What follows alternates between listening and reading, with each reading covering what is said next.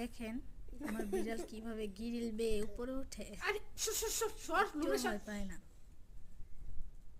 দেখেন শুধু কি করতেছে সে, বানরের মতো লাফায়। সর লুব না। উঠে আর নামতে পারে না, দেখেন করে কি। এই এই